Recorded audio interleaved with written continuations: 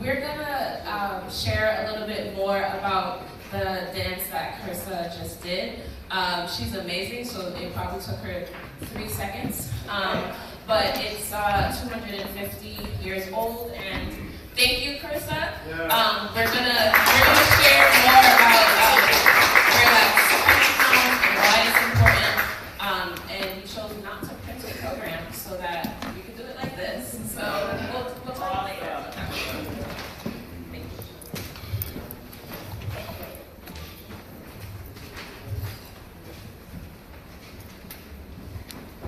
At this time, as we move along into our dance journey in this program, we are bringing on two beautiful queens that also honor Carolyn's life with dance and understanding and love. At this time, let's bring up Leona Hall and the sisters and Miss Michelle also. Come on up, ladies, and share what you're offering.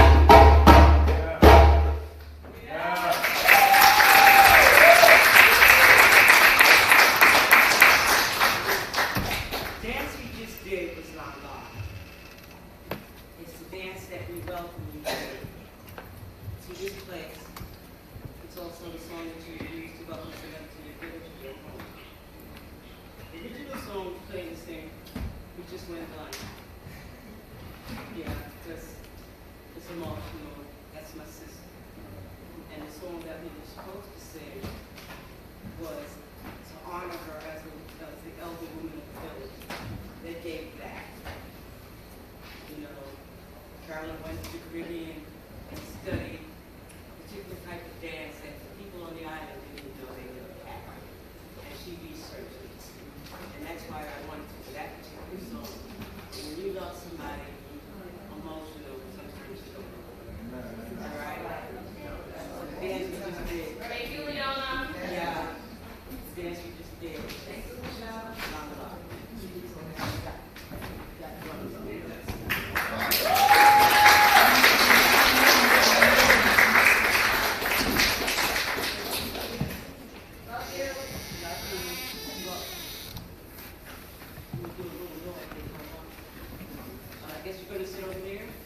At this time, the drummers are in the house, and we appreciate your presence. Gentlemen, did you want to come forward and bring your talent, or you want to play right there? And also inviting people in the audience, especially for dance sisters from Connecticut. You know, y'all can get up and do what I know. I spoke to Diane. I know she's a little stuck in the dance system. I stand up and do a little something. Stand up and do a little something.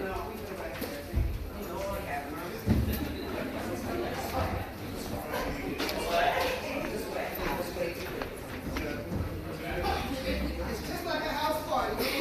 That's right. That's what you're doing. I want you to look a little movement. That's it. It doesn't have to be That's right.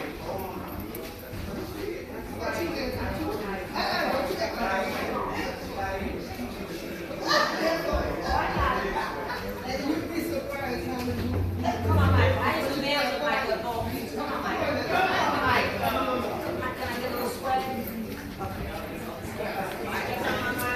I got you, Carolyn. I got you, sis. They try that all morning. okay, listen. Hello. Hello, village. Any of It's like every house party. You don't have to be dance sister perfect. that who wants to What do come you up and feel? What share, do you feel? please come I up want you and to share your feelings with us, your movement with us. We're going to keep that very spiritual. Half circle. And we're going to have fun together. We're going to show Carolyn. Carolyn, you love to have fun. You love to have a big party. So can I have at least 4 or 5 more volunteers? Just to have fun. Guys, she's so serious. That's right. Five o'clock.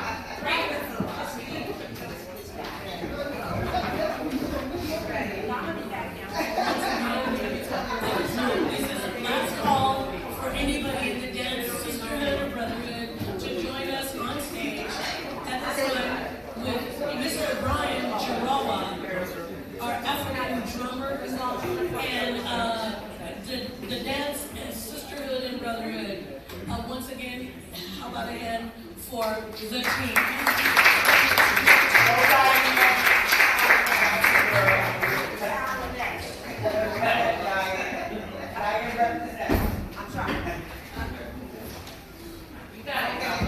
Whenever you invite someone to your house, before you even eat, what do? Come into the front door. What do? You say, oh, is so-and-so here? Who cooked the meal? Is the host here? First thing you do is you acknowledge. So let's acknowledge our host here. We have the drummers here. We have our dancers. And we have the public, which is most important, which is you. You're adding to the love and protection. You're adding to the historical standpoint of black people from the beginning of time. So I want you all not to act like guests, but to act like you had a big part. Okay? So everybody stand up, just get the motion. And you don't have to be perfect. Just get into the mood. Give us a good feeling like All right, let's get people started. coming in.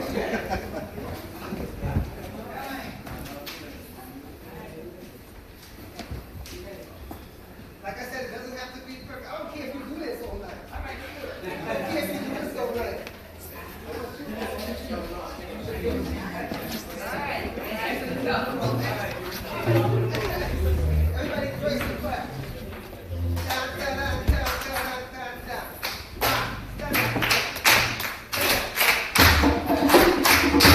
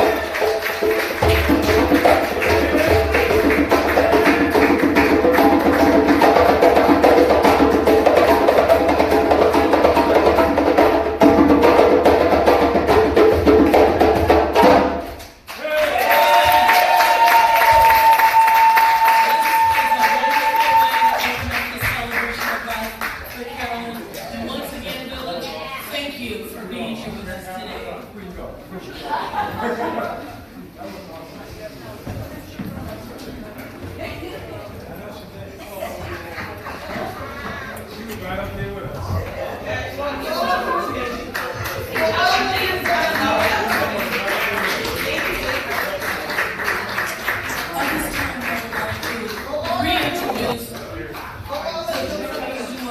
do Brian Jerome also. Thank you so much.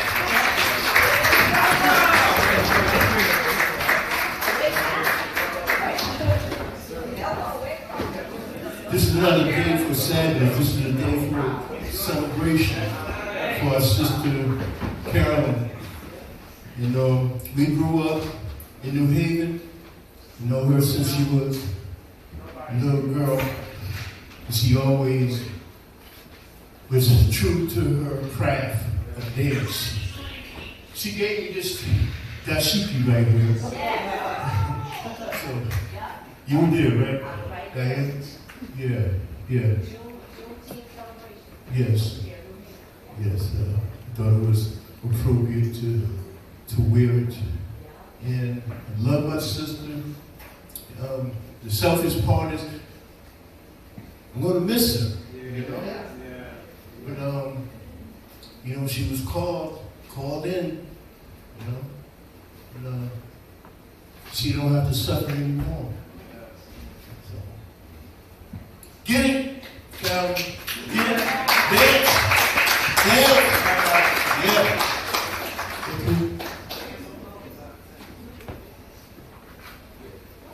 My name is Michael Mills, and I always used to say to Carolyn when we get together, every time she was here and fro traveling all the time, same as me, I'd always say, sister, you keep on flying with that spirit the way you're doing. And she'd always say every time since the Juneteenth last, she says, Brother Mills, I'm going to stay in the wind.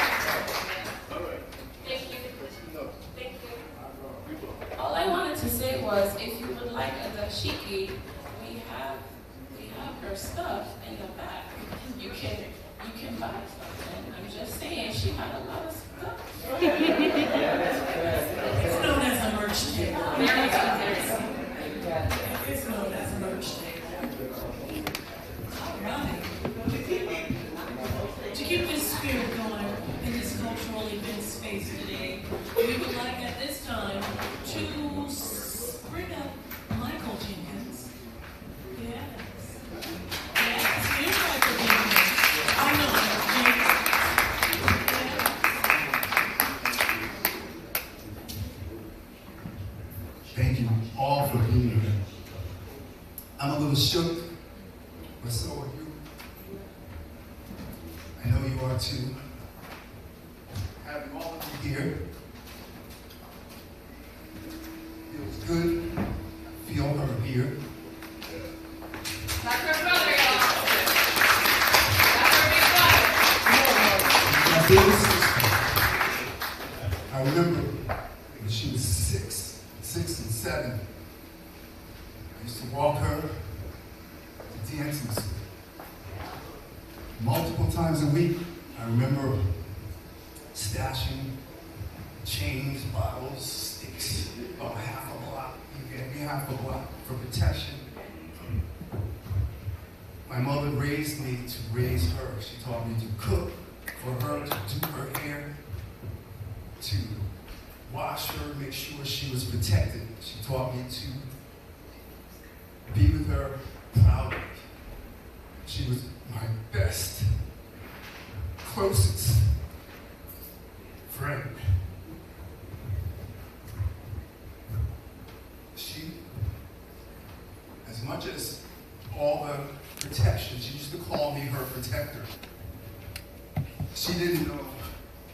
I learned more from her than she could ever have imagined.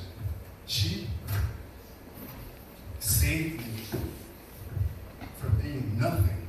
She taught me the spirit of the drum, the spirit of dance. I was shy when I was that age. She showed me how to come out of that. She had so many tragedies in her life. She came from purity hell, but she survived. She was a survivor. I'm not going to tell you about the horrors, but I'm going to tell you about the beautiful things that she would want us to remember. She survived. She helped me survive. She helped me turn into something more than a nothing.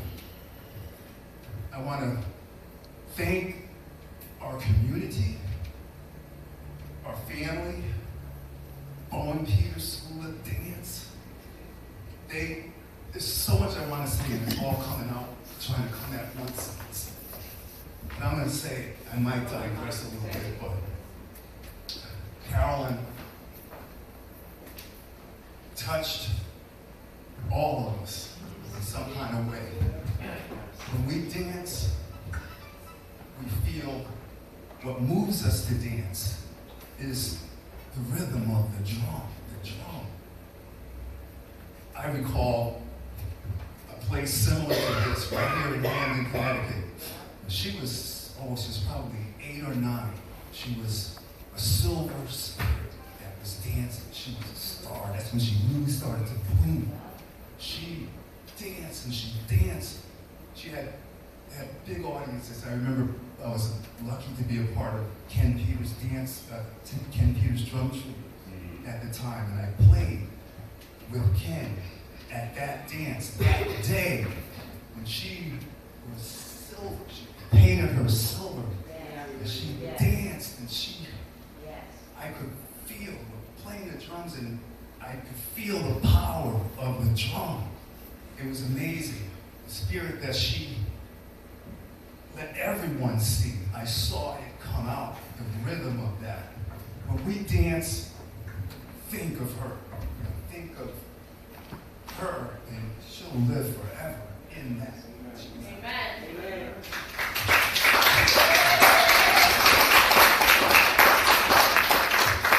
I want to say a couple more things, I guess, about, I tend to digress a little, but what I want to say, I want you to remember some of these special things that probably none of you knew, or some of you obviously knew. Do you remember the group Parliament and Funkadelic?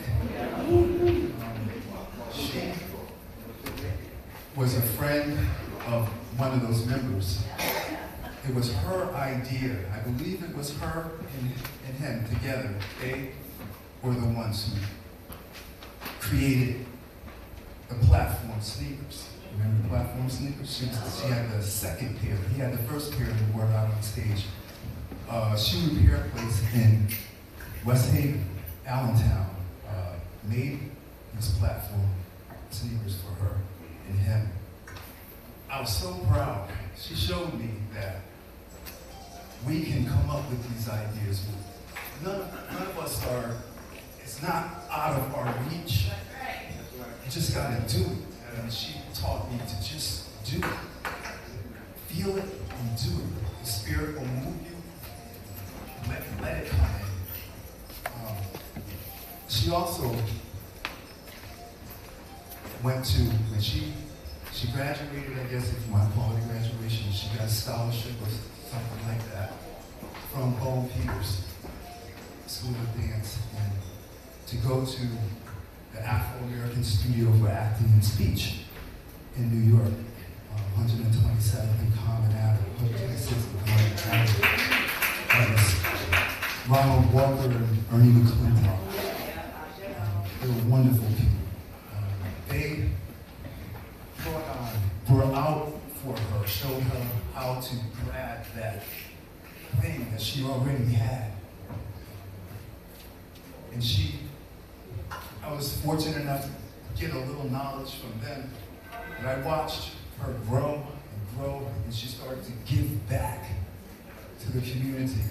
When she came back from New York, when she was there at the school, she actually was like a second mother to Tupac Shakur, because he went to the school as well. And I'm proud of the company she kept, the company she taught me to keep. She said to me, you become what you associate with. And I didn't get it when I was young. I was trying to be the cool guy and all that. And it's simple. We become who we associate. And she made me feel the spirit of the drum. So when we dance, think of Carol.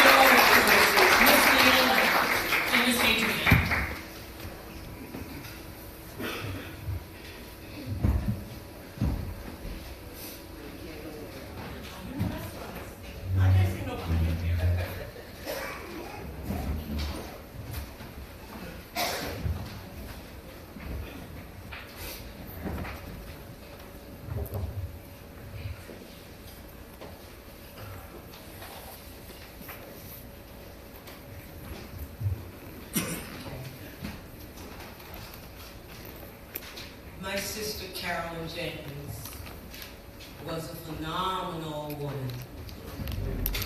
Those who knew her knew how phenomenal she was. Pretty woman wonder they're my secret eyes. I'm not cute or built to suit a fashion model size, but when I start to tell them, they think I'm telling lies. I say it's in the reach of my arms. It's in the span of my hips. Okay. Stride in my step. Curve of my She is woman. Phenomenally. Phenomenal woman. That's Carolyn.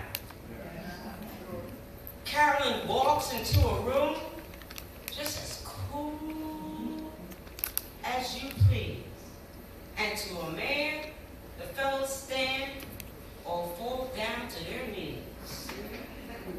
Then they swarm around Carolyn like a hive of honeybees. And Carolyn says, it's the fire in my eye, and it's the flash of my teeth. It's the swing in my waist, and it's the joy in my feet. And I am a woman, phenomenally phenomenal woman. That's Carolyn.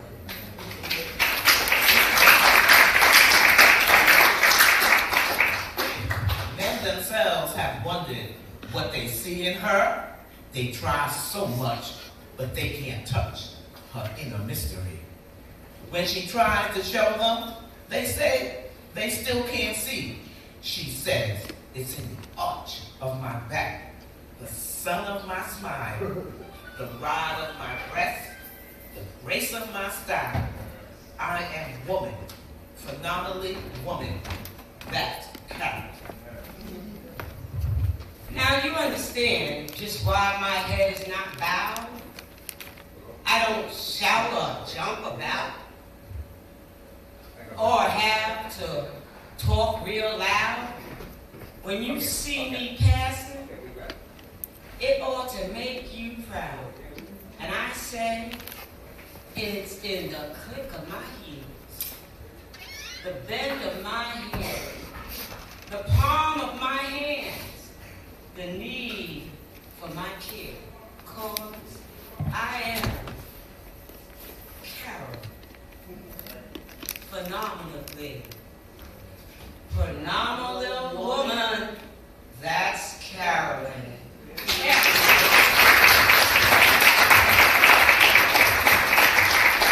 So do you know a woman like Carolyn? One who loves and respects God, one who honors and cares for people, one who invests wisely and lives purposefully.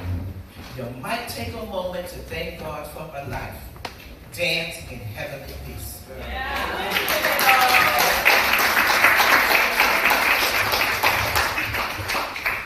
At this time, we are asking anybody who would like to have a remembrance. This is me. Yeah, you're coming from. Anna's coming first. Limiting those with remembrances to get their thing together. Oh, next. You're going to left. You will be taking care of you. But what we're also going to do with those remembrances is have them here, because this is some treachery here for people that have to come on. But you want to go on, come on. Yes, your turn right now. Once again, this is Mama Henderson.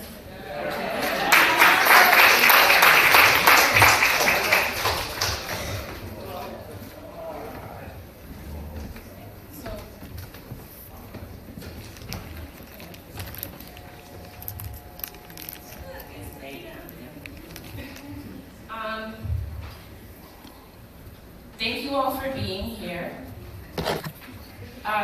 Today I hope that we have honored Carolyn Jenkins, at least partly, with the celebratory send-off that she deserves. This life does not always...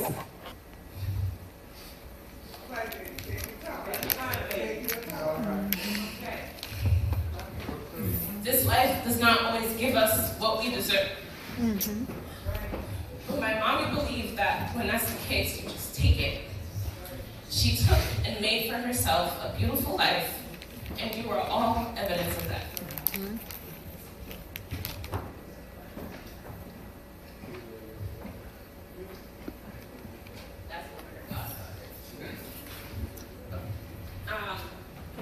We thought about hosting her altar right here.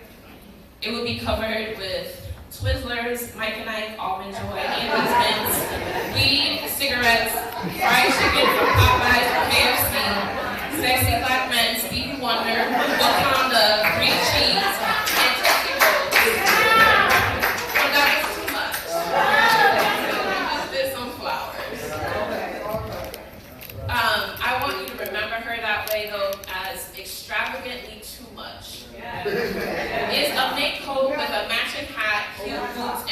lipstick too much? Actually, not enough, my mom would say, and throw on some diamond-studded glasses as well. Unsolicited opinions about your clothes, your actions, your character. Too much? Not for Carolyn. She did not hesitate to tell you about yourself. Drama and theatrics on and off the stage.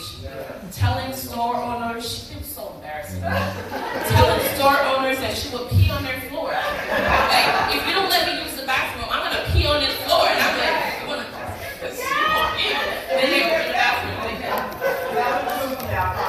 Telling anybody to kiss her ass. No, none of it was too much for my mom. Her password for decades was, why number too much? I swear. She wanted all that she could squeeze out of this world. My mommy saw things before they were there, and then she made the vision real. If she wanted something to happen, it was a foregone conclusion, no matter how far-fetched, no matter who believed her. This led her to tons of journeys. I'm learning now, since she never told me about. I thought, she was a whole person before she was my mom. Crazy. Okay.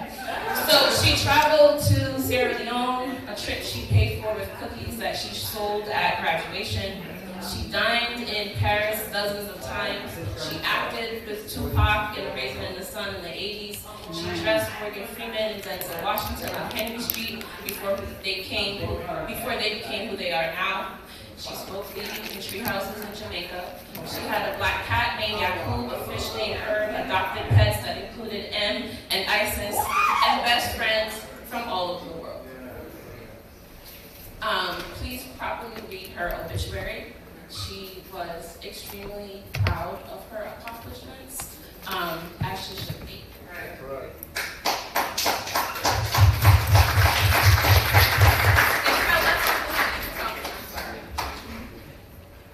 If my mommy was not very nice to you, don't take it personally.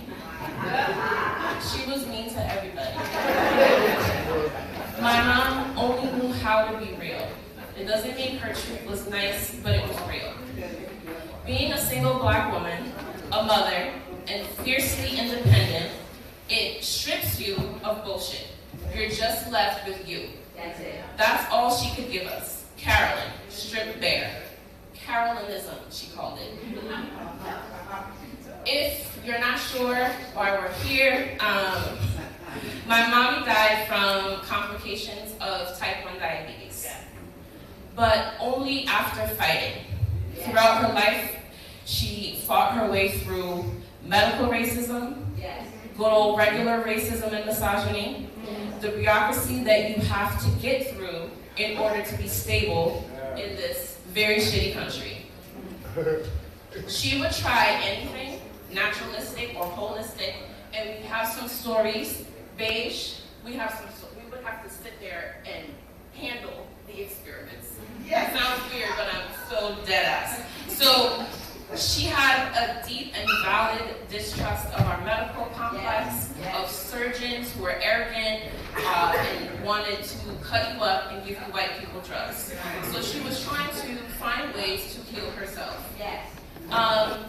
Unfortunately, she was struggling to manage her diabetes, although she was advocating for herself constantly. A young and a free spirit, I think maybe she could have used some help in figuring out this whole aging thing. I know a lot of us here would have given her whatever she had asked for, if she had asked. So I have two messages. A message from Fauna. Tell your kids what is happening. Be open and honest. Whatever it is, we'll support you, and we'll figure it out together. And also, a message from Carolyn.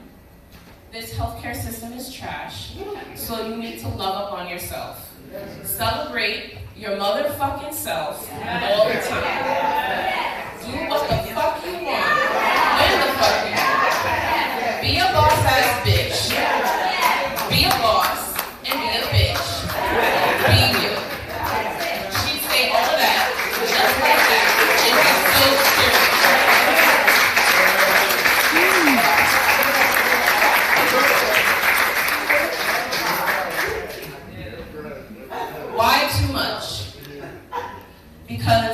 all gonna leave this earth one day, because there are things that we all wanna do, conversations we wanna have, trips we wanna make. My mommy and I had a project I just somehow never got the time to pursue properly.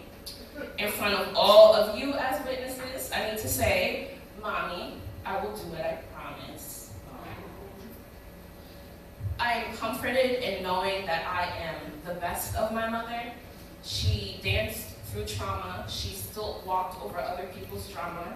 She sunbathed through financial strain. She gardened over doubts.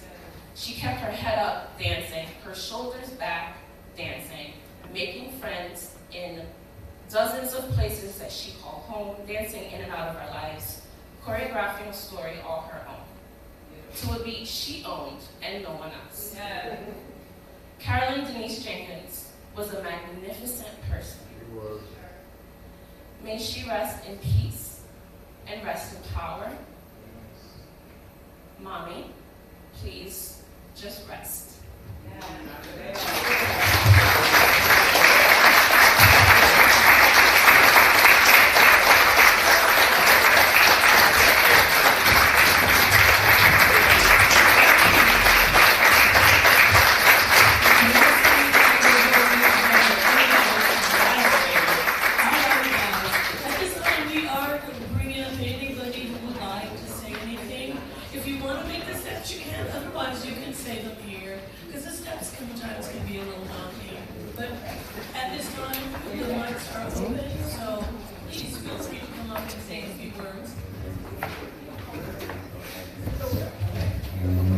Intimidated by this microphone. Hi, I'm Cheryl.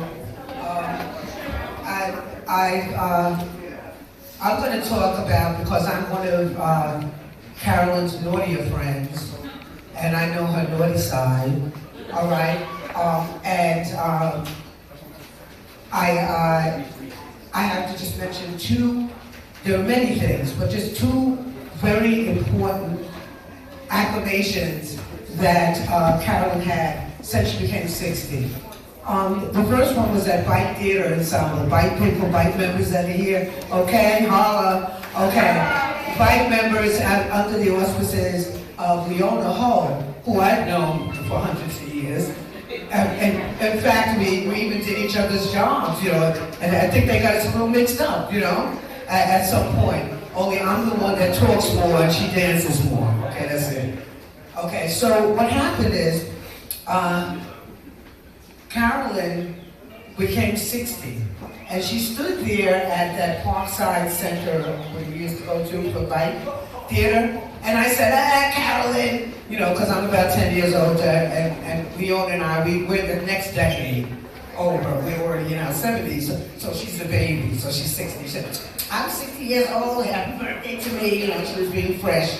So I went over to her and I said, you know, Carolyn, you gotta watch it for those cobwebs, you know, those spider webs, or polvos de sucios, they say in Cuba. Okay? All right, you gotta watch out for that. She got her face on, she stepped back. I can't do this, but I'll go this way. She stepped back, kicked up her right leg till her heel was to her right ear. Stood up like that, cocked over her legs like this, and said, you see this here? You see this dancer's body? If a man tell you we got cobwebs here, I lie him tell. Okay, that was the first thing about her being just real. Then I gave this very bandy birthday party for my 65th. I mean, it was a burlesque birthday bash, all hands off, and Carolyn was the videographer, okay? And we had a event, it was an adult party, okay, before COVID, all right, and I had Pin Willie's Dilly on Willie or something like that. It was a rendition of Pin the Tail on a Donkey, only it wasn't a donkey. Okay, so Carolyn said, let me. I know where everything is. I can do this. So we spun her around a little bit, okay, she had a mask on, and she had this wonderful outfit that she got from Paris. I don't know when, you know, she's very messy like that, she's messy. Okay, so she turned around with her bow of feathers, and she blindly went over there and pinned it penis to the wall. All right, so we didn't say anything, because, she was still blindfolded. She said, I know I got it right. I know what that is. Nobody gonna tell me where it is. All right, and when we unveiled her, and she saw it sitting on the wall, and she says, sometimes, all right, you don't know how much you know about something until you really try to do it. And then she said to me, that's the difference between an ooh and an ah. And I said, what do you mean, Carolyn? She said, 3 inches. That's the Carolyn I remember.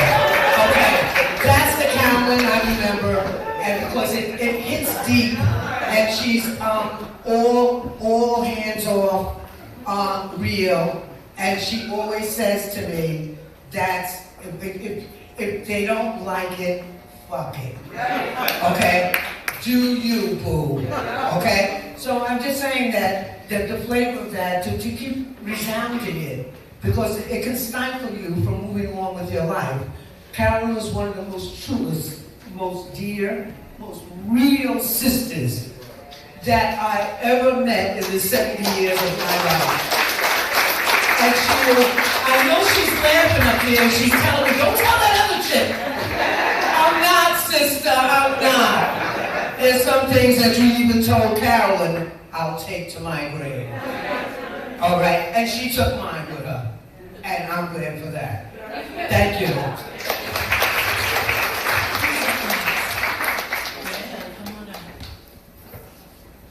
Yeah, that one was a little dirty around the edge.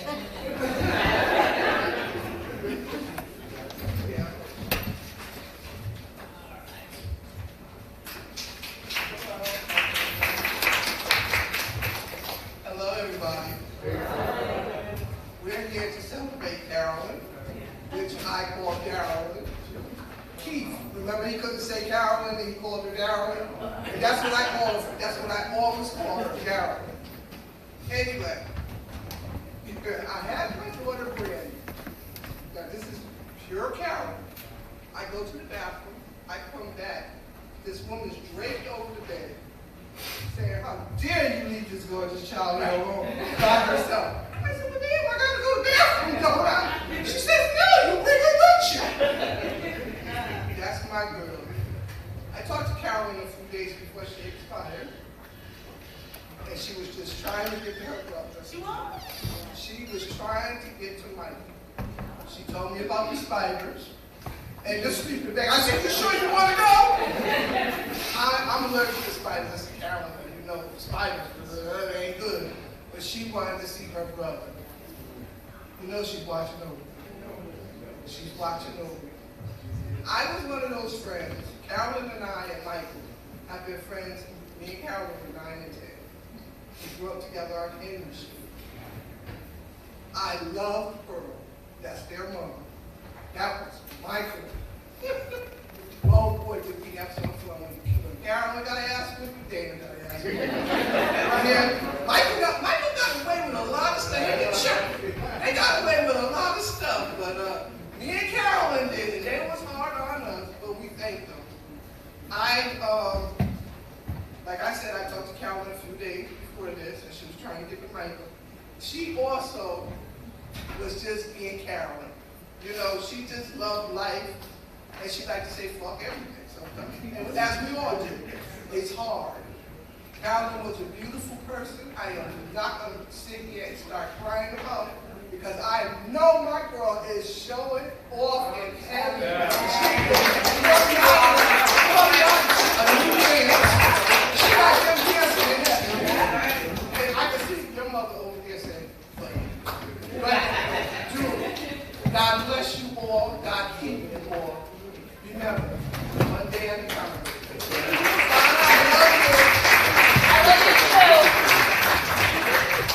Anyone else who else is on there? Anyone else would like to say a few words about Mr. Andrew Sunday? Carolyn, that guy called Carolyn Carrington. That was Carrington. That's what I like.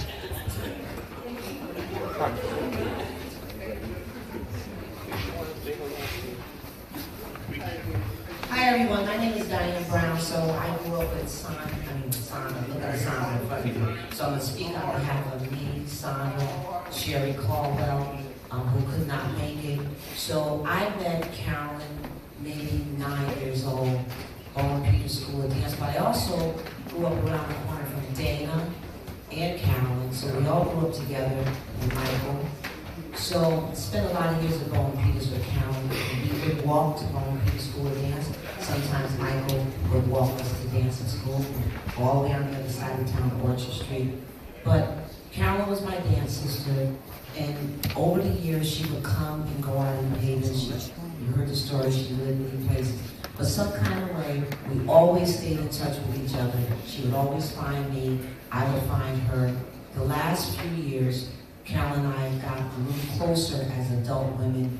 And of course, Carolyn is the most real black woman outside of myself. Now, people will tell you that know me. I'll say exactly what's on my mind. And I've learned over the years, sometimes it's not what you say, it's how you say it. So when I hear Carolyn say something, I'm like, Carolyn, that was kind of rough. But sis, you know I was telling you, no, I didn't say you was lying, you're telling the truth, but you gotta kind of pad it up a little bit because you just kind of, just throw it out there. So one day Carolyn came to New Haven about a year ago, and she said, she called me up, I'm in town, I'm at Fonda's, come and get me. I came and went and got her. She said, what's wrong?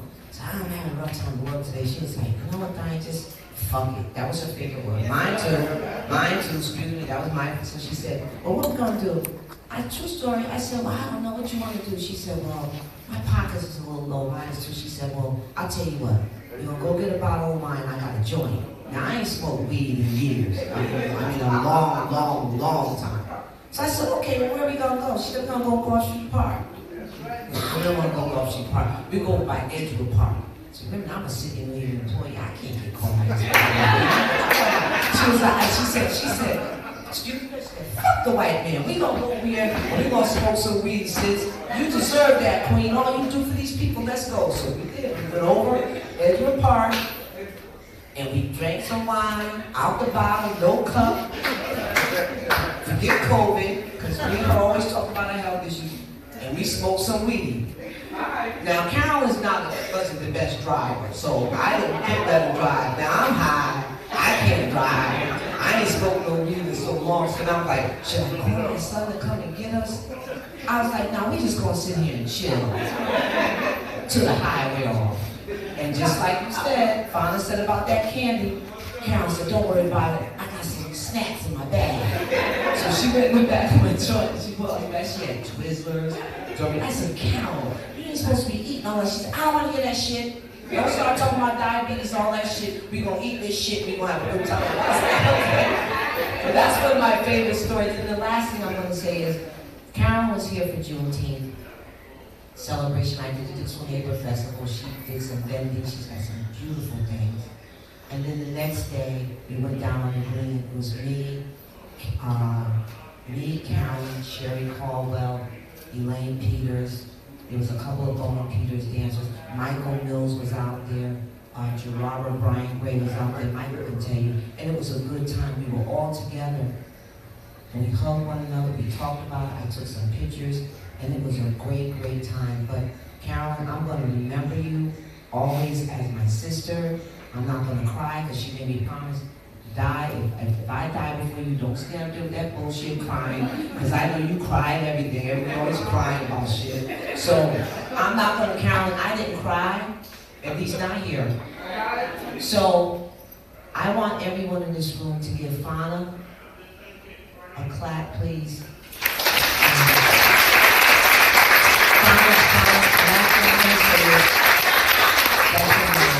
Fonda is the only child. I can't even imagine, well, I can't imagine keeping it real because I was one of 6, but I might as well have been the only child, so I kind of know what that feels like, if you know what I mean. But, Fonda, you know, I give you a lot of love and respect and admiration for pulling this together for your mother. She was proud. This is so proud. This is all proud. So, thank everyone for coming and sharing your memories. And, Carolyn, I love you.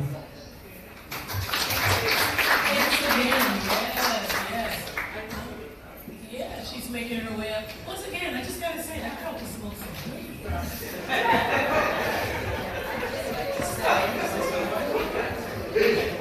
everybody, thank you for coming. My name is William Jenkins.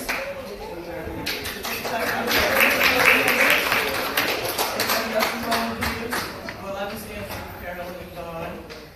We were all her foster sisters. She grew up also with another foster family, another Jenkins family. Okay, the 8 of us, and she was one of them. And she went to school out in West Haven, and she did everything out in West Haven. She was a good girl. She was okay. She was just fuzzy love. She understood what she couldn't do, what she couldn't do. But you know, she was good. We were close, and but I was a good girl. She wouldn't listen to me. She did everything she wanted, did everything backwards. She wanted to drive the car. She couldn't understand why she couldn't drive the car. You know, she probably wasn't even 16. I don't know. But she just had her little problems like that. But she was a good girl. And we stayed in touch on and off. She drove me when she was in different places, not too many. Because I'm not really remembering all this stuff. This is all information. But we've been in touch, and just recently she was in touch with me, just about a week before she passed away. And I was blessing her. She wasn't feeling good. She went to the hospital, and she came back, and the next day I texted her. She said she was okay, she was fine, and everything was good. And the next time I hear is that she passed away. So I wish I could have helped her a little bit more, just knowing that she had diabetes. I knew she had diabetes, but I didn't know she wasn't able to do what she was supposed to do to stay safe. I didn't know that she had problems with diabetes, but I know she didn't like having diabetes because she was so important to me. But anyway, she grew up with us also in the 8-family foster home that Mr. Jenkins, West Haven, well, Bob has other children all into it as well. So Michael was going to get he stayed with us, Caroline stayed with us. So she grew up with us, and she looked up to me. He said she looked up to me. I know she looked up to me. Well, I have a card back there, and I forgot to bring it up. And somebody just like read it or look into it. I just wanted to I just want to tell you what it says. This is what she sent me back.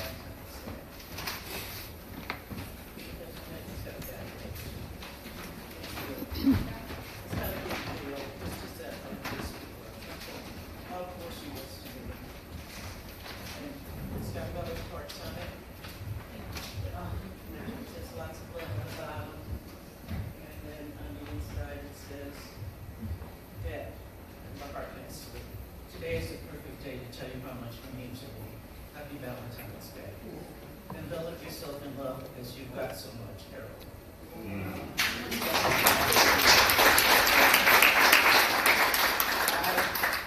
What's your big sister did? She had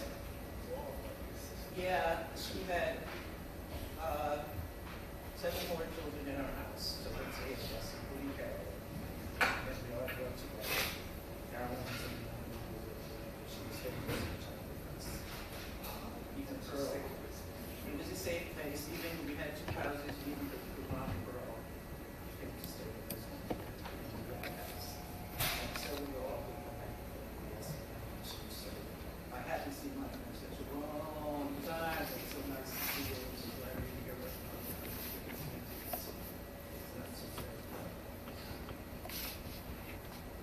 She's not suffering anymore.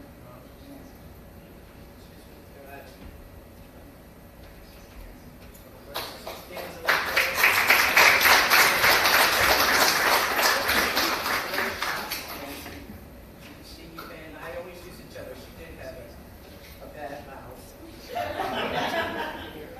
She wasn't too nice a lot. I used to always have to tell her. She used to tell me stories about things, and I used to say, just be nice.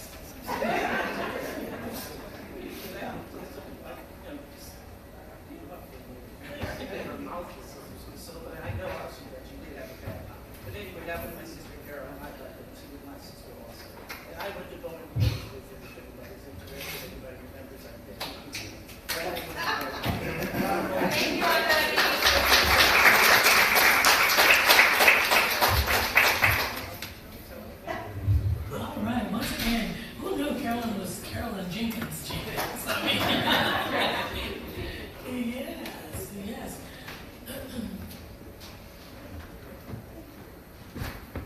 Anyone else would like to say something?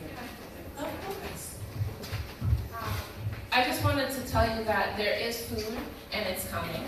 Also, the dance that Carissa started us out with is called the Panam dance. We wanted to share a little bit about it, but also it's really nice to be here and to listen to everyone. So I can send it out later, or maybe later today. It's all good. All right, moving along here. We got this gorgeous dude up in here. Oh, sorry, I went over. Hi, everybody. Hi, y'all. Don Timo, and I just want to tell you, look, first of all, getting back to what the young lady said, Carolyn didn't have a bad mouth, but she had a good heart. And everybody knows that. Nasty mouth, but good heart. That was my girl. So, going, winding back, when I first met Carolyn, I think it was 1982 or something like that, around the early 80s. And I was dancing with my brother Paul Hall Contemporary Dance Theater. And we had, dancing with all different artists. So Paul would bring dancers in from different places. And he brought Carolyn in. I guess she was overseas doing something, so I never really knew her until like early 80s. So Paul brought her in, and she, started picking up choreography and just started whipping stuff, just started tearing it up, just doing it, no problem. And I said, who is this diva with the gap in the teeth? Like, who is this Dustin diva with the gap? Carolyn Jenkins. So we ended up being good friends. Choreography, taking class, doing rehearsals. Carolyn would keep me laughing in rehearsals. Oh my God, she was such a clown. And she would just, we would work out, we would do a little stretching. Sometimes she'd come over and we do like a little stretch thing, and then we go out in the backyard and have a joint. I'm not gonna lie. But Carolyn was awesome. And, I have to say, one time we were rehearsing for a piece that we did, and it was called Praying Mantis. Some of y'all, Dana, all y'all remember. The dance was called Praying Mantis. And long story short, in the choreography, at the end, the female bites the male's head off during mating, if anybody knows about Praying Mantis. So we did the dance Praying Mantis, and Carolyn was my partner, okay? And I said, Paul, why'd you give me Carolyn? Because Carolyn was like, she was the oldest one in the group. And I'm not calling her old, I'm not calling you old, baby. But she was the oldest one, and she was the biggest one in the group. Now, little me, I'm 20-something years old, okay? And we have to take the girl, whip her on over our back, between our legs, all this stuff. And I said, Paul, I can't do that with Carolyn. I said, I can't, Carolyn big, like she was not big, but muscle. The girl had more muscle than I did. I said, ain't no way in hell I can whip that girl on and get her there, boom, boom, boom. So I would try it, and in rehearsal, I would never get her there in time. Like I would get her there, but it wasn't in the timing of the music. So my brother Paul said, Don, you better get her there. If you don't get her around, I'll beat your ass. That's what Paul told me. So I finally, the day of the, like a couple days before the performance, I got her there. We were rehearsing. I had to take her, and I got her there. And Carolyn said, "All right, Dante." She gave, she gave me 5, and she said, "I knew you could do it." So I said, "Carolyn, I'm gonna get you there." And boom, I got her there. And a couple times we were cheap, but I would get it. I still got her there. So anyway, I just want to say that you were there, Carolyn, and I know she's in heaven with my brother Paul and Chucky and all the other great artists that we lost recently, and she's up there, they're choreographing a dance, and I know that, she's probably on stilts looking at the whole thing. So I want to mention Carolyn, I love you. And also, I have to say real quickly, when she did come to rehearsals when we were in the dance company, she would have Fauna with her all the time. As a little baby, Fauna would be crawling around. Fauna was like the studio baby. I don't know if you remember, but Fauna would be her and what's it, Sherry Calver's daughter, Shayla, and Robin Hair, they all bring their daughters, and they be running around. So those are like the studio kids. So she loved you very much, Fonda, you know that. And I'm sure she'll be very proud of you now. Thank you. What I also believe about Carolyn is she believed life was a costume. So it's nothing like going places with Carolyn. You'd open the door, the whole room and the air would just suck out. Because, Carolyn's here and something's happening with something. I'm picking her up from the airport in St. Croix. Oh my God, Carolyn's back in town. This chick gets off a plane with a fur coat. I said, nah, baby, I want one of those. Immediately I was like, oh, I gotta get that fur coat. I was in St. Croix also, moving along, all right. I didn't know Carolyn as long as most people grew up with her. But I knew her long enough, over 50-something years or more. And me and Carolyn met when she was doing this show with Ernie. I think it was the Shango Diema show. Am I saying it right? Yeah. Well, anyway, it must be was a spiritual thing because we connected and we became friends for life. So much that I named my daughter after her. Because Carolyn's African name is Taliba, which means student of life, seeker of knowledge. And that's why I named my daughter after her. But I have to tell you this story about Carolyn. We both auditioned for the Alabama School, and we got a scholarship. Now, most of the dancers there were like 18 years old. Me and Carolyn were like 20-something years old. We were really too old to be on scholarship, so we lied. Because see, we were professionals already. I had my equity card. We were going. So we're in there, and they, they changed a lot now. But they were very strict back there in the day, and they used to weigh us. Every month they pull out the scale, and you had to go in there and get evaluated. Now I'm down, I think 110 pounds or something like that, and I go in there and Denise Jefferson. So you gotta lose 15 more pounds. I looked at that woman like she was crazy. I looked at her and I told her, I said, I was a dancer when I walked in here. Right. And I'll be a dancer when I walk out. So then Carolyn goes in here. And she tells Carolyn the same thing. You gotta lose 15 more pounds. Now Carolyn's a thick sister. Carolyn didn't say nothing to her dad. The next day, Carolyn comes in, and she's completely bald. And then took an African piece of material, like a twist, and she put it around there. She was gorgeous. With that bald head and those eyes twisted and the gap in it.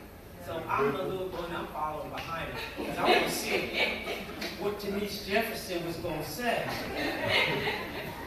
She walked in there, Denise walked in out of her office, took one look at Carolyn and turned away and walked another look at Carolyn.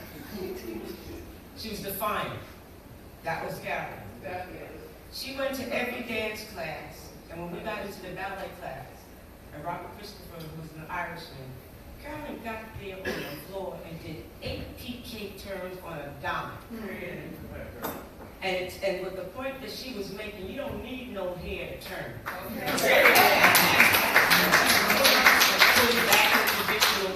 You don't need no hair to turn.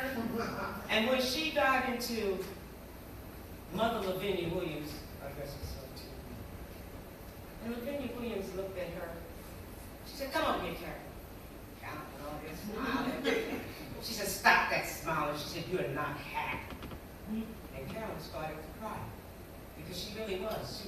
She was mad, and that was her way of getting back at Denise.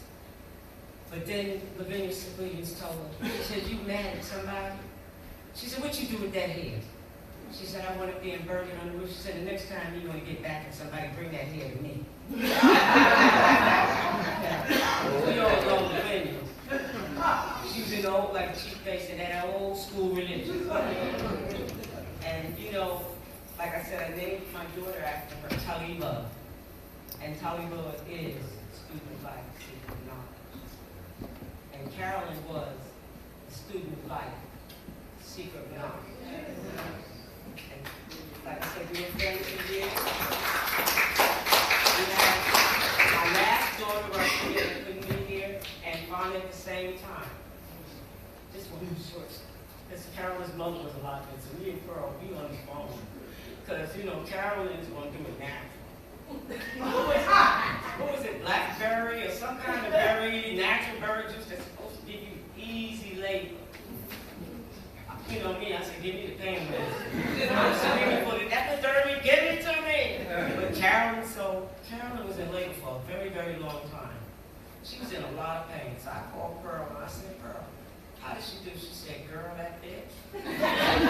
She said she was screaming her ass off. And I said, so she did. It wasn't easy. She said, all that stuff she was drinking didn't do a damn thing.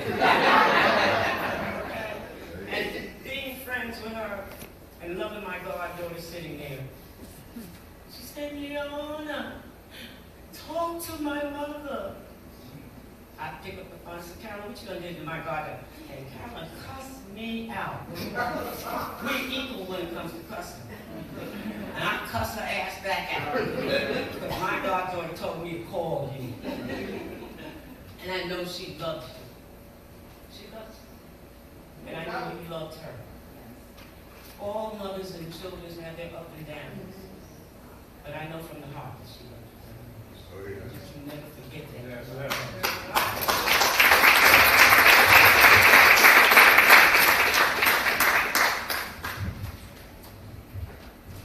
Good afternoon, everyone. I am Carolyn's niece, Stephanie. I am Yvonne Jenkins' daughter. For those Roman Peter members, ex-Roman members. Fauna, while you're hugging Aunt Leona, I just want to let you know she bragged about you all the time. She was very, very proud of you. Why is she so mean? I know. Who are you telling? So, I believe I was the training ground before, because I was the baby she had before Fauna came along. Carolyn took me on many, I call them adventures. I felt like the movie Crooklyn when I would go visit her in New York, and we would adventure to Aunt Leona's house. And you know, she took me to my first West Indian festival in New York, introduced me to my first raw sugar cane, taught me how, you know, when you walk in New York, you hold your back forward, lift your head up straight, and you walk fast paced. All of these things you don't forget. Carolyn was more than just a dancer, she was a visionary. She was a creative. She was art. She was exotic. When she came into town, it was like a celebrity, which you all know, have flew in from Hollywood or somewhere, and it was always a story. There was always a story. But I remember her when she was doing film at CT television. And she begged and begged me she wanted me to sing this song, and she always wanted me to sing this song. She liked this song. I'm gonna do a little bit of it. And y'all know it. It's a very, familiar song. Yes, Jesus loves me. Oh, yes, Jesus loves me. Yes, Jesus loves me. For the Bible tells me so. I love you, my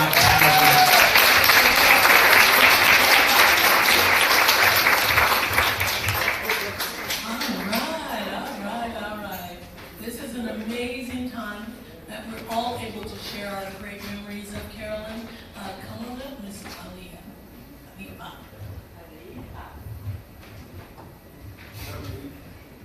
Hi, everyone. I'm Khalifa. I'm Fana's sister on her dad's side. I just wanted to come here and kind of extend my sympathy to you on behalf of everyone on the other side of the family. We love you dearly, and we all love Carolyn. Carolyn and my dad dated in the 80s, they met, had two girls, me and my little sister. Carolyn loved us just as much as she loved Hannah. She was always good to me. I went to university in Florida. After I graduated, I couldn't find a job, and I was unemployed for 5 months. Carolyn called me, she was like, come to New York, Khalifa, come to New York. And I came, like that's just who she was. She would open her house to anybody. I came and I lived with them. I lived with her, Hannah, for about 6 months. And it was just amazing. She was always very kind, and she just had a big personality, as you all know. I later on moved to London, and I always would think about the fact that living in New York, even for just that 6 months, really prepared me for other experiences in my life and for living in London. I would never forget the time that I spent with you guys there. Anna, I know that you were Carolyn's only child, but you do have 6 siblings on the other side, and we're here for you. We'll always be here for you.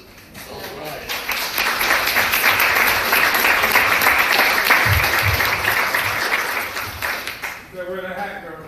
That is right. Once again, as we're moving this program along, is there anybody else who would like to say something to Carolyn, about Carolyn, for Carolyn? Video? Yeah. Anybody? No? All right.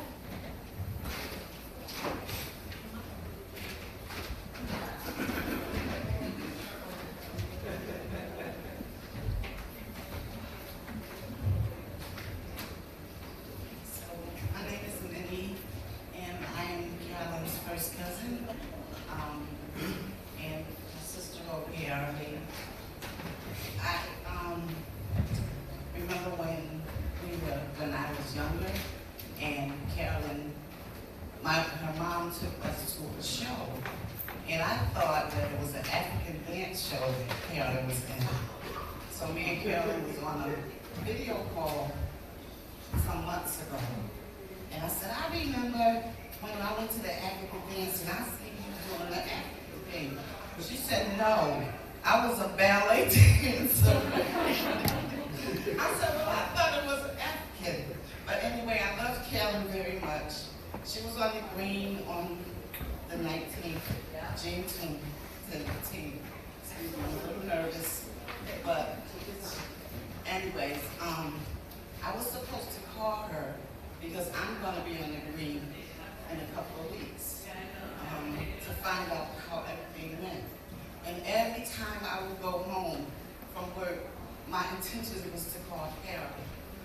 And I never got a chance to do that because sometimes you need to listen to your mind, you know. And it's a sad thing, but I believe that everything happens for a reason, and maybe I wasn't supposed to call her, because obviously I didn't. But anyways, moving on from that, I love Carolyn very much. I remember when we was younger, and she was a little older, but not much. And her mom and my dad were sisters and brothers, so a lot of times we lived in Hartford and they lived in New Haven, so we would go there to visit, and Carolyn would be there, Michael, and I just don't remember a whole lot, but I knew Carolyn as a cusser and all that other stuff. And when finally you asked why was she so mean, my dad told me that his father was mean as a snake. He would just cuss people out, and if you looked at him too hard, he slapped the piss out of you.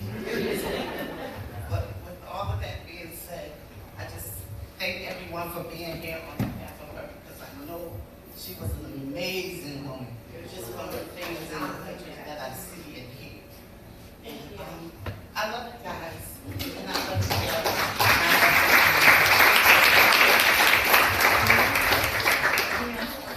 Of course. Anybody else have a thought or understanding? Of course, I got something to say. Hi everyone. My name is Lindsay.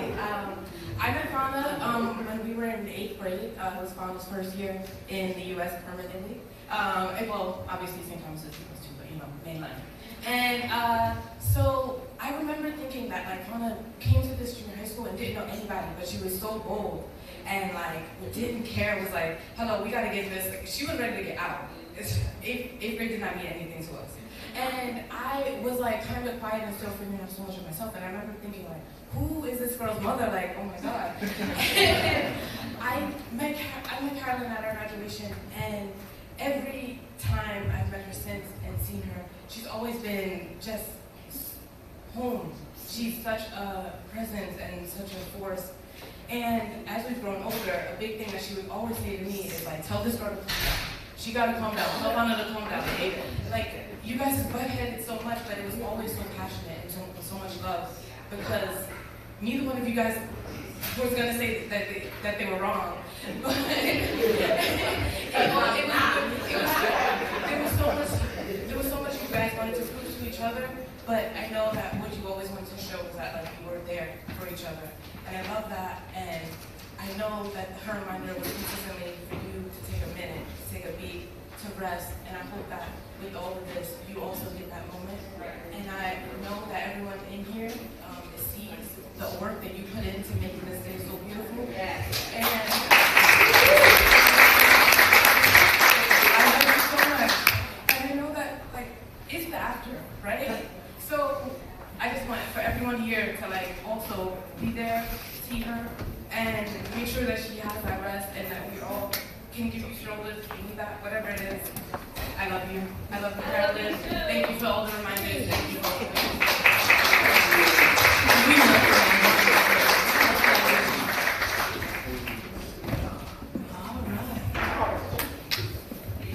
Hi, I am David Lewis.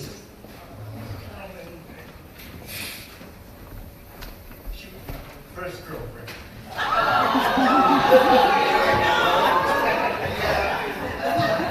She was 14, I was 16. And, yeah. And so, she told me she had a brother who ended up messing with me because you gotta go through him. So, I was persistent, and I decided to come home. Where I met her brother, and he's like, let's take it to the house. And we had a fight.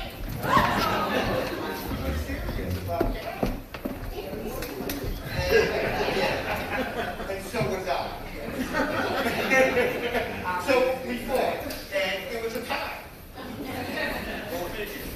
In any event, I mean, from that point on, I became my best friend. And Carolyn, and I can have so many stories I can tell, and this is really brought me because recently, over a year back, me and Carolyn had to fall out, and I've always thought that I would come back, that I've always had to come back and make up. And here I am today. I need to do that. I'm here. And God. But I miss her immensely. I remember I did a party, and I hadn't seen Carolyn in a long time. And I was kind of like in a dark place in my life. Carolyn didn't do that. I said, Carolyn, at the time, a lot of stuff. She just didn't say, no. I'm coming to see you. And I'm like, it's not a good idea. Carolyn shows up anyway. Okay? I'm here, honey. In any event,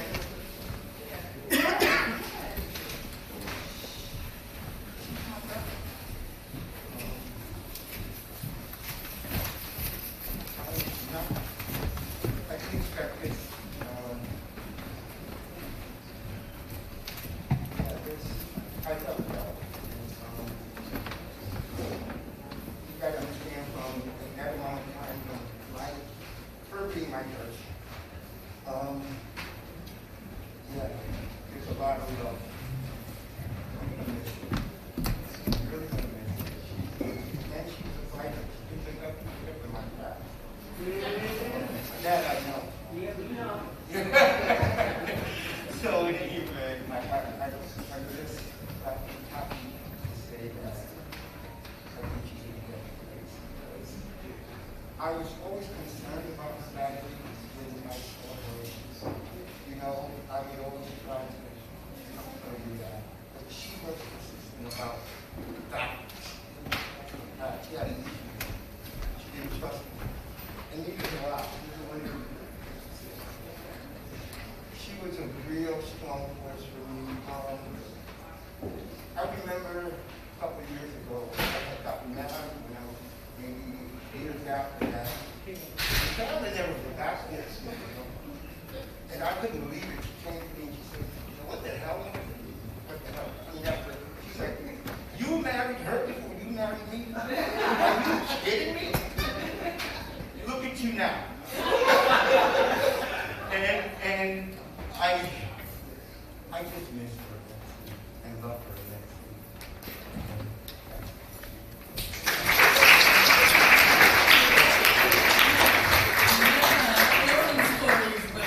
Yeah, buddy, Dr. David is yeah, I know the whole story.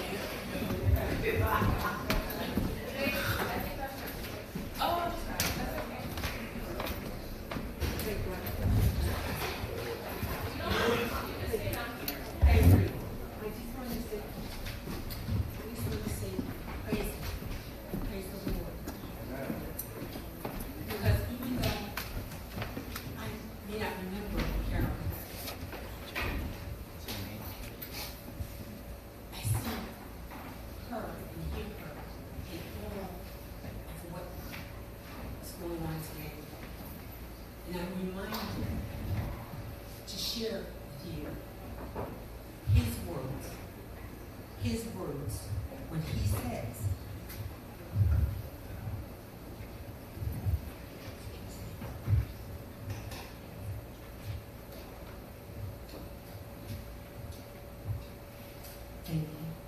whosoever will come after me, let him deny himself and take up his cross and follow me.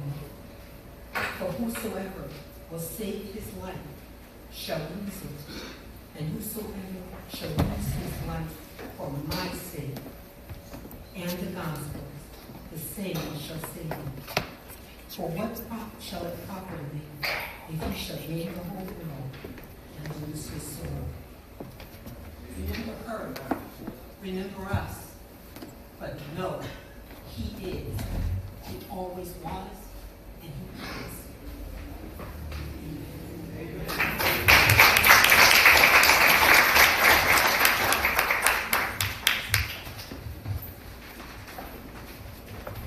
This is my daughter Paige, and this is my daughter Paige, and it is Fauna and Paige that shared that particular space called Dinner Hour with Carolyn. Good afternoon, everyone. It's really nice to meet everyone. Some of you are like myths. I've been hearing of Miss Leona for years. It feels like I've known Miss Carolyn for so long, only to walk in this room and realize that she has been creating such memories that she did with me, with you, for many, many years before. I am from the Virgin Islands, St. Thomas, and I met her there. Fauna was my friend in about 3rd grade. We became friends, and it was 2nd grade.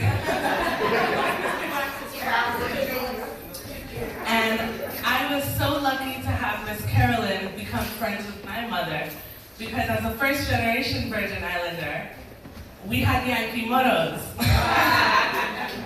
And we had 2 Yankee moros, and it was hard to find people that would understand her. And Miss Carolyn came along, and truthfully, they became better friends than Fauna and I even did.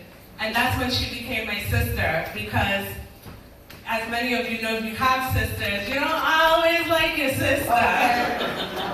but you always love your sister, okay? Miss Carolyn also introduced me to Marco Joby. I was a stilt walker with Fauna, and the ping and the pan of a steel pan drum, okay? And one of the things that Miss Carolyn always did for me, I've been hearing everyone tell me how rough she was, but she was never, ever rough with me. She was real with me. She was honest with me. But it was always, baby this, and yes, baby this. And I think that it was by proxy of the love she had for Fauna. And I represented Fauna to her. And she always kept it real with me 100%. And one of my favorite Miss Carolisms,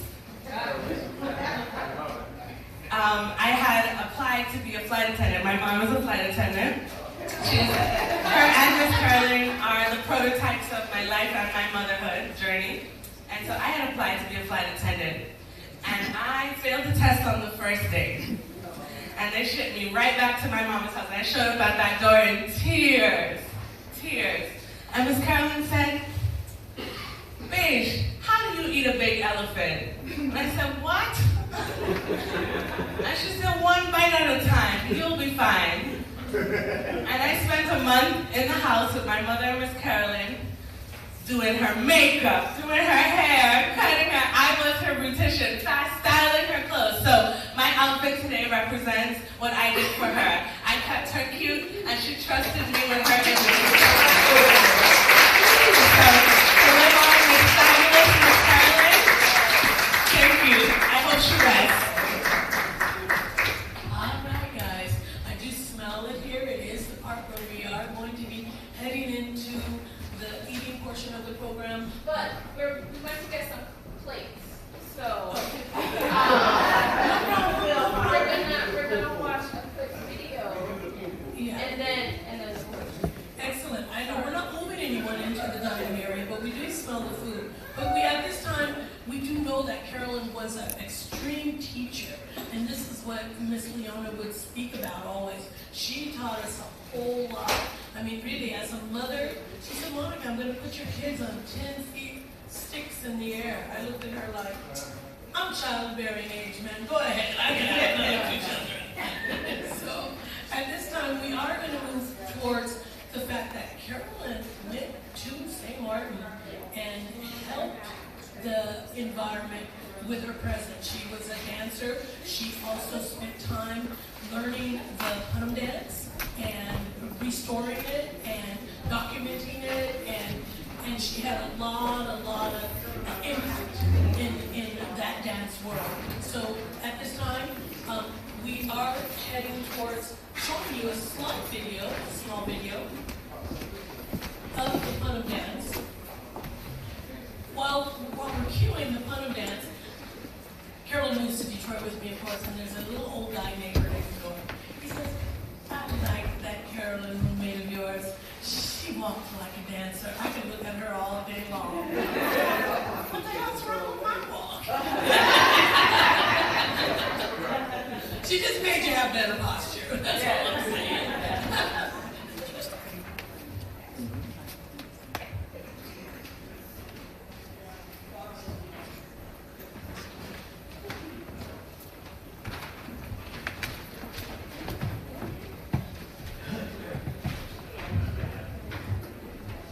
I'm going to show you guys a video that was sent by Clara Reyes. She is the Department Head of Culture in the Ministry of Education, Culture, Youth, and Sport on St. Martin. And she just wanted to share a little bit about what Carolyn did when she was on St. Martin and how she was able to preserve the Putnam dance, which is our national dance.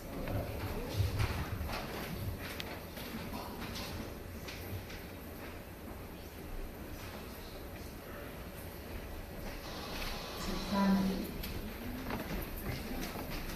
friends, the beautiful, the amazing, the dynamic, the indomitable Miss Carolyn Jenkins, and to you, Father. So for those of you who are sharing this moment and giving honor and celebrating the life of a beautiful being, a beautiful spirit, a woman of reverence and integrity and love for culture and traditions, My name is Carolyn. I have to offer my profound love and gratitude to Miss Carolyn. Her generosity, her curiosity, her intellect, her scholarly approach to living the arts made it possible that we today from St. Martin have a gateway to a very pivotal moment in a very important dance of St. Martin's history. Because Carolyn Jenkins, as she told, she said she came to St. Martin and she asked the St. Martin dancers, "Oh, so what are your traditional dances?" And they said, "Oh, we don't have none." She goes, no, that's not possible. Because every dance has both contemporary culture and traditional culture.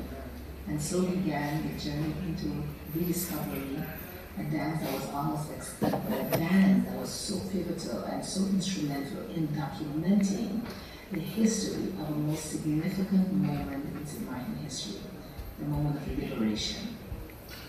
Through Carolyn, we have a first voice narrative as told to her by descendants of the former enslaved St. Martiners that talk about the day of emancipation and what Panam dance has meant. Through her, we have, like I said, the first voice narrative that tells the story as can never be told other than by the people who lived it, survived it, experienced it, who danced it, and understand what it means to see emancipation come, bring shoot Panam.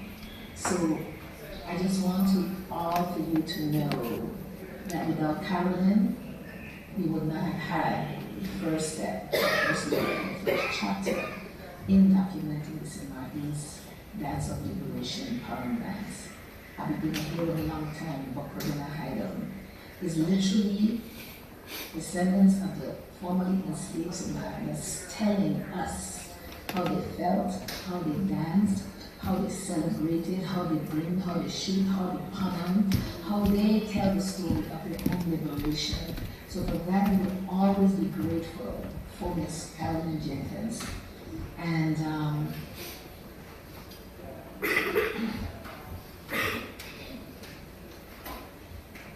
I'm talking, and I can't believe it. That death doesn't negotiate its reality. That all the plans we've had to dance together will not come to fruition, but we will dance together. We will dance together because we're both connected to this dance form. I was able to pick up where she left off and add to it. But she was the first instrumental through Shanda, through Asana, Eye, who's been there from day one. Eye Kufiya as the master drummer, Charlie, all of these first generation people that were able to sit down and dialogue with Miss Nance, Miss Dan, you know, all of the pioneers, all of those who kept the fire of the Panam dance burning in their chest. And Carolyn was able to put it together and bring it back from near extinction. I would say, yeah, almost complete extinction. Because in my lifetime, I went to the Panam dance once, and that was in 1981, by the very Miss Nance, Miss Dan, and a whole bunch of other people. Over the years, Panam dance is now in schools, is danced around the world, and pieces of it. There's a chapter of Panam dances in upstate New York, there's a chapter of Panam dances in Africa, there's a chapter of Panam dances here in Flint, Michigan, where I accompanied in a workshop. And there's a group of people that are able to dance Panam dance because of one moment. I took the time to ask a very important question. And so we the seed and plant the seed so we can all have experience American history as embodied in the bodies of the grandchildren in some cases of the former enslaved people of Switzerland and Latin.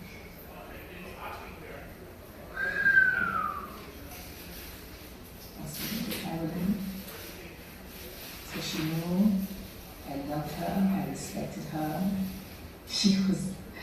We were talking about her coming to St. Martin in November, and she was asking me some very powerful and important questions. You know, I just wish it is what it is. The Creator has all the plans. The Creator will do what is necessary. And for that, I just have to excellent candidate fans. A, for having known Carolyn. B, for having guided her to Switzerland. And C, for giving her fortitude, for giving her strength, for giving her conviction, but most importantly, for giving her reverence, for history and heritage and culture and traditions. You know, to have come to St. Martin and give honor to St. Martin people, right? Bringing this dance for all of us. But today, I don't talk about Fine Dancing, I don't talk about Carolyn Jenkins, because she is intertwined into my history forever.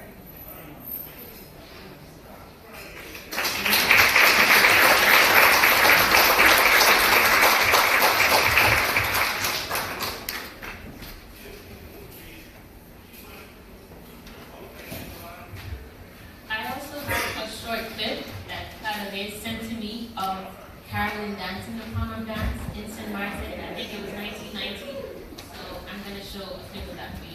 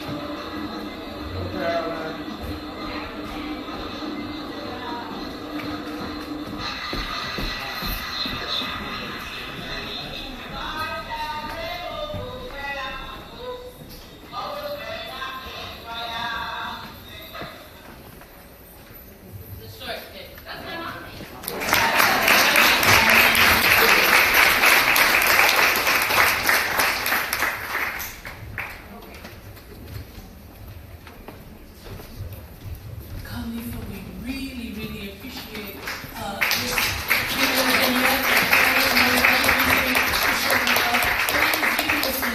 That I have to share this with is that every single time Carolyn came to New Haven to get within the company again, she tells me this story. I call it the rock and the rifle story. It's that whole thing. She says, Monica Leona has that rock. It's my rock. And it's this rock that she would do this dance piece on. It was just her alone. She also tells me the naked story too, but that's a whole other story. Dancing naked. Yeah, that's the early story. But she told me about the rock, and she told me about that rifle. She said, Monica, I made this whole rifle out of duct tape. And you know what? I loved her for that because I went to the next party. Guess what? Pam Rare, I got you something. She helped me make a gun out of duct tape. And I keep it at the head of my bed in case burglars come in. So I just say that to say, I love Carolyn, and may she rest in peace with her rock and her rifle, because it is the tools that you need to survive. But we can thank her for being the kind of friend, lover, associate, mother that we all wish to be.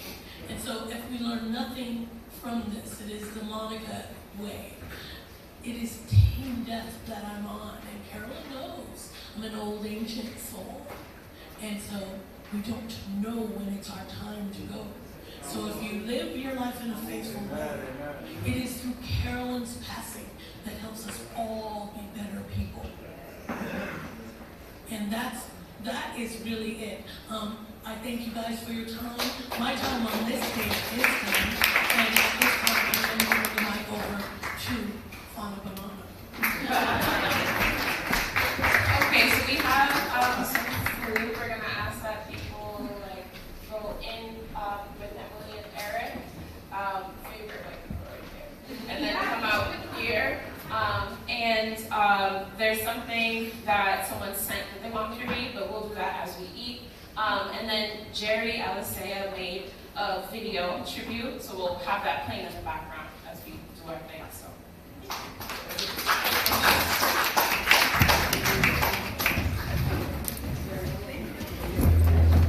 Thank you.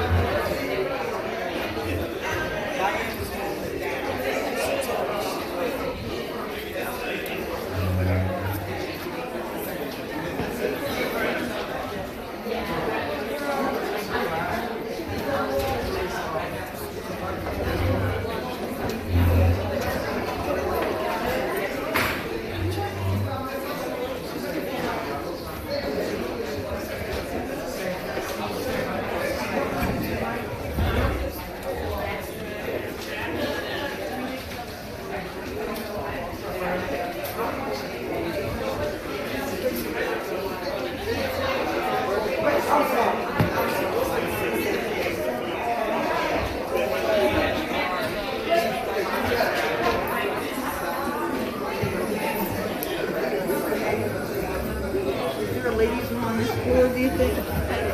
Think when the ladies coming out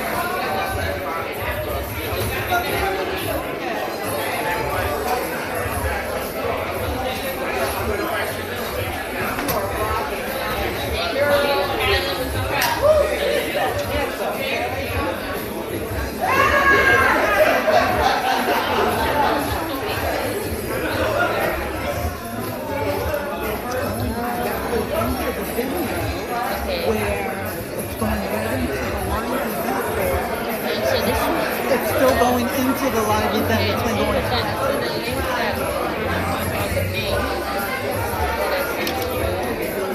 This one, I don't think it's just like a bit here, but it's not this. I don't know because she I gave her this.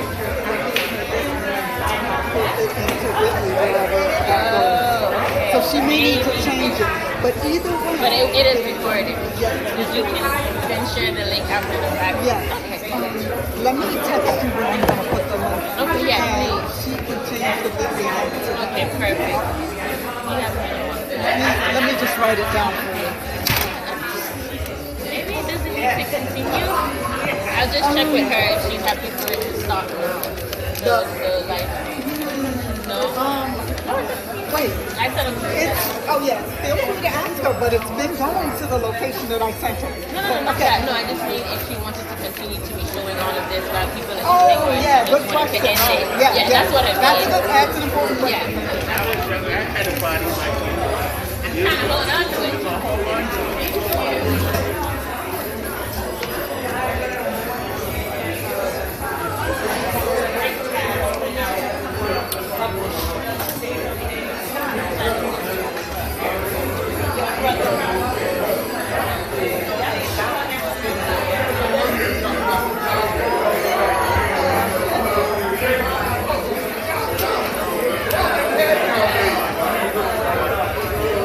Y'all